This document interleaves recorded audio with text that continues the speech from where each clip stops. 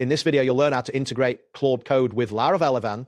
By following these steps, you will be able to seamlessly connect Claude Code functionalities within your Laravel application, enhancing its capabilities. This process involves setting up your Laravel project, installing necessary packages, and configuring your environment. Begin by ensuring you have Laravel 11 installed on your development environment. You can check this by running the commands PHP artisan-version in your terminal. If you need to create a new Laravel project, use the command Laravel new project name.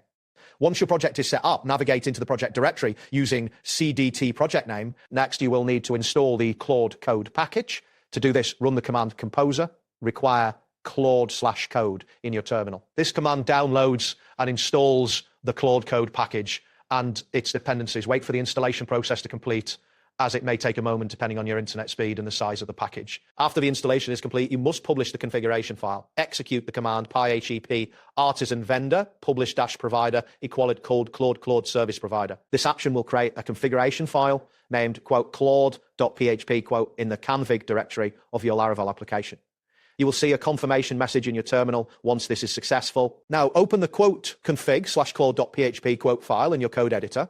Here, you will need to input your Claude Code API key. If you do not have an API key, you should visit the Claude Code website to obtain one. Input the key in the designated area of the configuration file and save your changes. Ensuring the correct API key is crucial for the integration to work properly. Next, you will need to set up your routes to utilize Claude Code features. Open the routes/web.php file and define a new route that will handle requests to the Claude Code functionalities. For example, you can create a route that points to a controller method where you will implement the Claude Code logic. After defining the route, save the file and confirm that there are no syntax errors. Finally, test the integration by running your Laravel application.